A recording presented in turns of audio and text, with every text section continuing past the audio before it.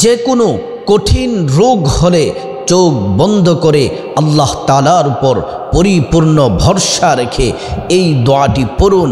ইনশাআল্লাহ আপনি চোখ খোলা মাত্রই ফলাফল পেয়ে যাবেন, যদি আল্লাহ তাআলার উপর পরিপূর্ণ তাওয়াক্কুল রেখে যদি এই দোয়াটি যদি পড়তে পারেন। প্রিয় দিনদার ইমানদার মুসলিম ভাই ও বোন, আমরা হচ্ছে মুমিন বিশ্বাসী। আল্লাহর উপর পরিপূর্ণ বিশ্বাস রাখতে হবে, কোরআনের প্রতি পরিপূর্ণ বিশ্বাস রাখতে হবে, প্রিয় নবীর সুন্নাহর উপরে পরিপূর্ণ বিশ্বাস রাখতে হবে। আল্লাহ তাআলা সূরাতুল বাকারার মধ্যে আল্লাহ রাব্বুল আলামিন বলছেন, আমানতু বিল্লাহি ওয়া মালাইকাতিহি ওয়া কুতুবিহি ওয়া রুসুলি।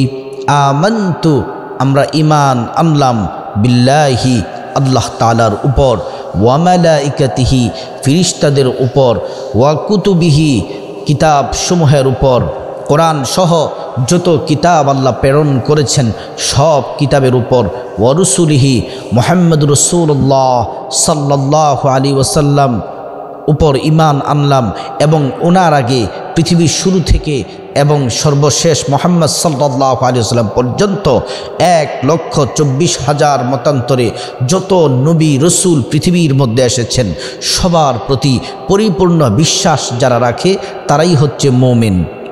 প্রিয় দিনদার ইমানদার মুসলিম ভাই ও বোন, আল্লাহ রাব্বুল আলামিন বান্দার সব কিছু ফয়সালা করেন। সুস্থতা, অসুস্থতা, সুখ দুঃখ যা কিছু আছে সব কিছু আল্লাহ তাআলার পক্ষ থেকে হয়ে থাকে। আল্লাহ রাব্বুল আলামিন কোরআনুল কারীমের মধ্যে বলেন, কুল হুয়া লিল্লাযীনা আমানু হুদাও ওয়া শিফা। হাবিব মুহাম্মদ সাল্লাল্লাহু আলাইহি ওয়াসাল্লাম, আপনি বলে দেন এই কোরআনটা হচ্ছে ঈমানদারের জন্য হিদায়াত এবং শিফা। সুবহানাল্লাহি ওয়া বিহামদিহি। নবীদের উপরও কঠিন রোগ এসেছিল, নবীরা ধৈর্য ধারণ করেছেন, আল্লাহ তাআলা তাদেরকে সুস্থতার নিয়ামত দান করেছেন এবং আল্লাহ রাব্বুল আলামিন পুরস্কৃত করেছেন। হযরতে আইয়ুব আলাইহিস সালামকে আল্লাহ তাআলা শরীরের মধ্যে পোকা ধরে ফেলেছিল, রোগ দিয়েছিলেন। 18 বছর পর্যন্ত কিরায় পোকায় ধরেছিল, চামড়াগুলা পচে গেছে, রগগুলা পচে গেছে, সারাটা শরীর পচে দুর্গন্ধ বের হয়েছে এবং জিহ্বা পর্যন্ত চলে এসেছে। তখন হযরত আইয়ুব আলাইহিস সালাম বলেন, আল্লাহ আপনি সারাটা শরীরের মধ্যে পোকা দিলেন, আমি আপনার সন্তুষ্ট, আপনি যেমনই রাখেন আমি আপনার কাছে কৃতজ্ঞতা, কিন্তু আপনি যদি জিহ্বার মধ্যে যদি আপনার হুকুমে পোকায় ধরে আপনার জিকির করব কিভাবে, আপনার হামদ প্রশংসা করব কিভাবে? রব্বুল আলামিন আপনি আমার সারা শরীরটাকে পোকায় ধরেছে, সমস্যা নেই, জিহ্বাটা ভালো রাখেন যেন আপনাকে ডাকতে পারি, আপনার জিকির করতে পারি, আপনার ইবাদত বন্দেগী যেন করতে পারি। আল্লাহ রাব্বুল আলামিন খুশি হয়ে গেলেন। হযরতে আইয়ুব আলাইহিস সালামকে আল্লাহ তাআলা পরিপূর্ণ সুস্থতা দান করলেন। সুবহানাল্লাহি ওয়া বিহামদিহি। অসুস্থতা এটা হচ্ছে বড় নিয়ামত, কারণ আপনি যখন সুস্থ থাকেন, যদি অসুস্থ যদি না হন তাহলে সুস্থতা কত বড় নিয়ামত এটা আপনি বুঝতে পারবেন না। আর আল্লাহর রাসূল বলছেন, অসুস্থ অবস্থায় মানুষ আল্লাহকে এত বেশি স্মরণ করে, আল্লাহ তাআলার এত বেশি পরিমাণে আল্লাহর জিকির করে যা সুস্থ অবস্থায় মানুষ করে না। এজন্য যে কোনো অবস্থাতে আমরা ধৈর্য ধারণ করতে হবে, আল্লাহ তাআলার উপর সাহায্য চাইতে হবে আল্লাহ তাআলার কাছে। মহান আল্লাহ রাব্বুল আলামিন কোরআনুল কারীমে বলছেন, ইয়া আইয়ুহাল্লাযীনা আমানুস্তাঈনু বিস-সাবরি ওয়াস-সালাহ ইন্নাল্লাহা মা'আস-সাবিরিন। হে ঈমানদারেরা, তোমরা আমি আল্লাহর কাছে সাহায্য চাও ধৈর্য এবং নামাজের মাধ্যমে।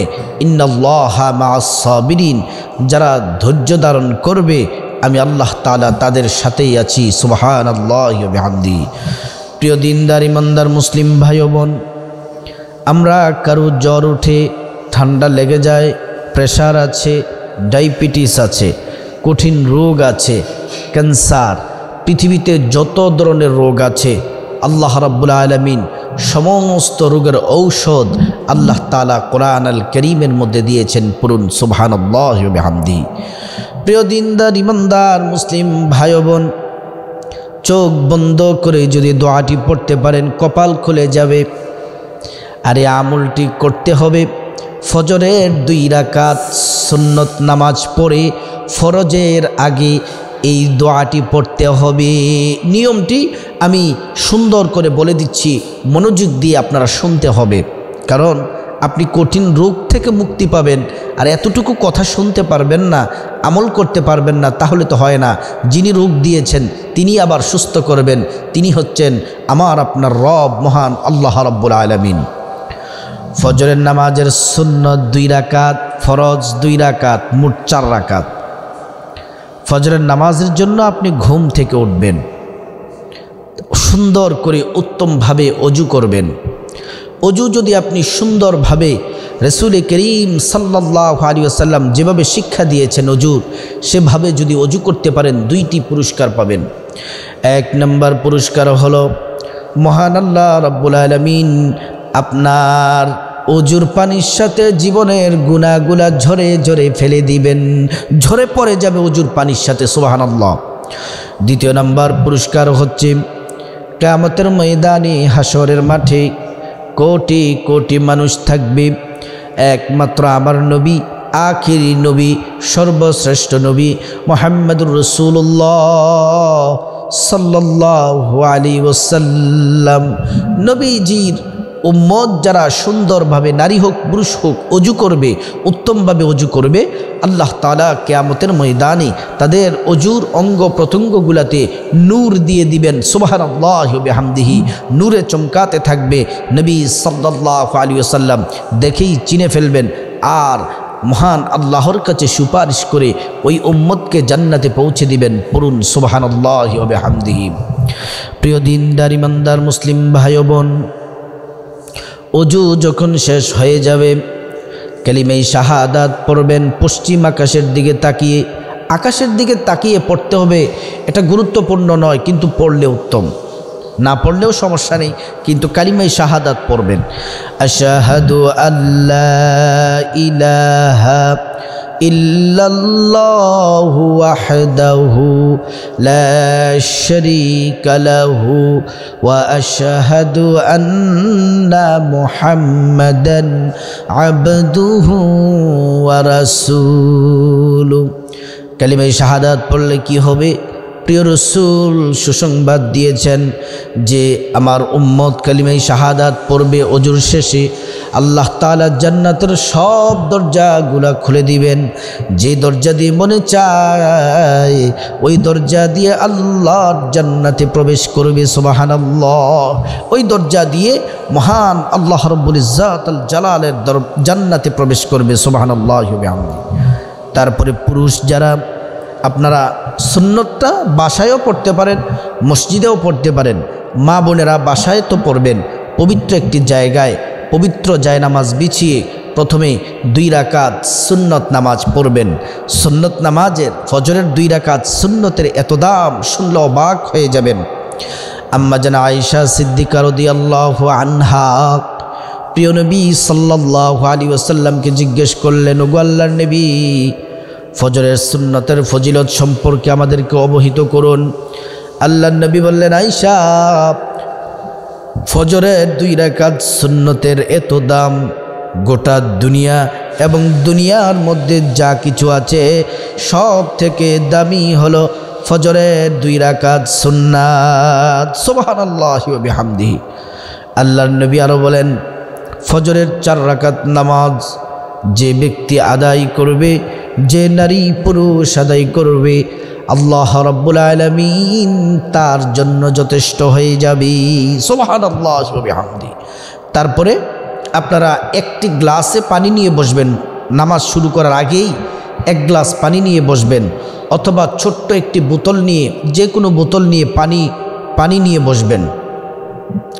আপনি প্রথমে প্রিয় নবী সাল্লাল্লাহু আলাইহি ওয়াসাল্লামের উপর 11 বার দুরূদ শরীফ পড়বেন। 11 বার। কোন দুরূদ পড়বেন? নামাজের যে দুরুদ আছে দুরুদ ইব্রাহিম, এটা পড়লে উত্তম শ্রেষ্ঠ, কারণ এই দুরুদটি হচ্ছে শ্রেষ্ঠ দুরুদ। আল্লাহুম্মা সাল্লি আলা মুহাম্মদ ওয়া আলা আলি মুহাম্মদ কামা সাল্লাইতা আলা ইব্রাহিম ওয়া আলা আলি ইব্রাহিম ইন্নাকা হামিদুম মাজিদ। আল্লাহুম্মা বারিক আলা মুহাম্মদ وعلى آل محمد كما باركت على إبراهيم وعلى آل إبراهيم إنك حميد مجيد।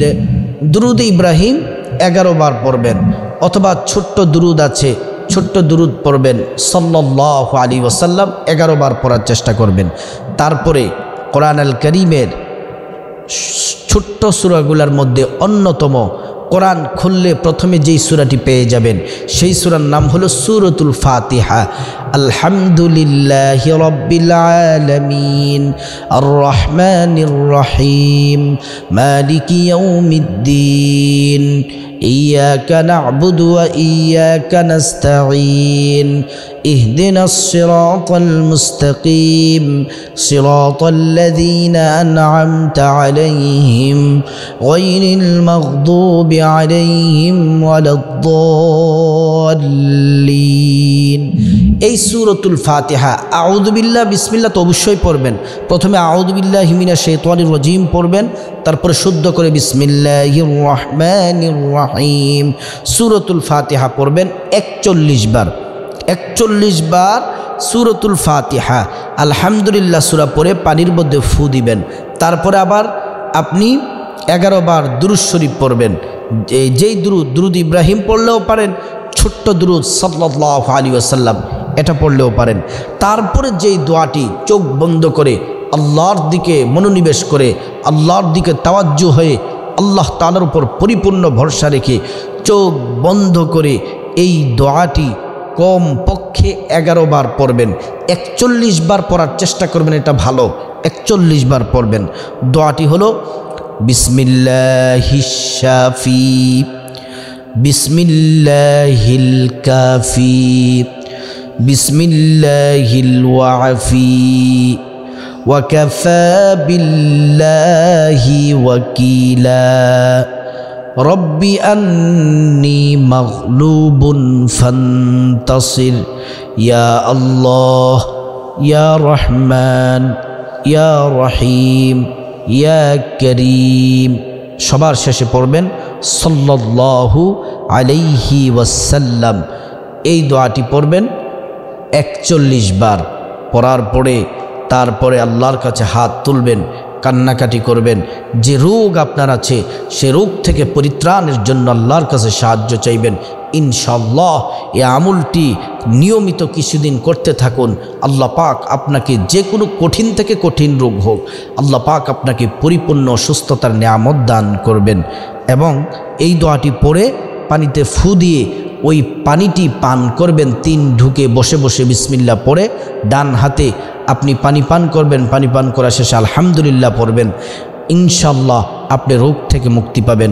আল্লাহ পাক আমাদের সবাইকে জটিল ও কঠিন রোগ থেকে হেফাজত করুন, এবং যাদের জটিল কঠিন রোগ আছে আল্লাহ পাক তাদেরকে পরিপূর্ণ সুস্থতার নিয়ামত দান করুন।